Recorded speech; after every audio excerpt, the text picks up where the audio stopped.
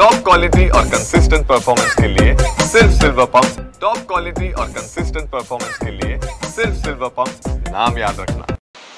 आज सकाळपासूनच मुंबई शहर आणि उपनगरामध्ये मुसळधार पावसाला जी आहे ती सुरुवात झालेली असल्याचं आपल्याला पाहायला मिळतंय। सध्या आपण मुंबईच्या उपनगर परिसरामध्ये आहोत आणि आपण पाहू शकतो की मुसळधार पाऊस जो आहे तो बरसताना सध्या आपल्याला पाहायला मिळतोय। आपण पूर्व द्रुतगती महामार्गावरती आहोत। या महामार्गावरची सध्या परिस्थिती आपण पाहिली तर वाहतूक कोंडी आपल्याला कुठे दिसत नाही, परंतु सकाळी जाणाऱ्या कामावरती जाणाऱ्या चाकरमान्यांना या पावसामुळे त्रास होण्याची शक्यता जी आहे ती वर्तवली जाते। आज राज्यभर पाऊस जो आहे तो बरसताना पाहायला मिळतोय। विविध जिल्ह्यांना हवामान खात्याकडून रेड अलर्ट आणि ऑरेंज अलर्ट देण्यात आलेला आहे।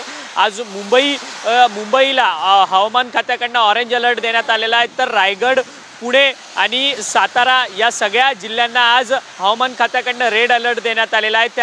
त्या जिल्ह्यांमध्ये मोठ्या प्रमाणात पाऊस बरसण्याची शक्यता जी आहे ती हवामान खात्याकडून वर्तवली जाते। आणि त्याचसोबतच भंडारा गोंदिया विदर्भात देखील मोठ्या प्रमाणात पाऊस आहे।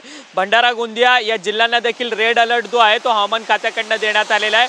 त्या ठिकाणी देखील गेल्या काही दिवसांपासून मुसळधार पाऊस जो आहे तो बरसताना पाहायला मिळतोय। आज संपूर्ण राज्यामध्ये विविध ठिकाणी जो आहे तो पाऊस सध्या बरसताना आपल्याला पाहायला मिळतोय।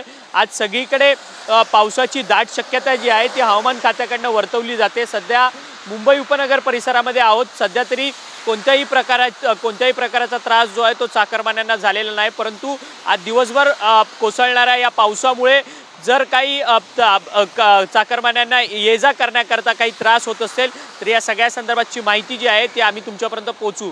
व्हिडिओ जर्नलिस्ट कमलेश अक्षय मंकणी, TV9 मराठी, मुंबई।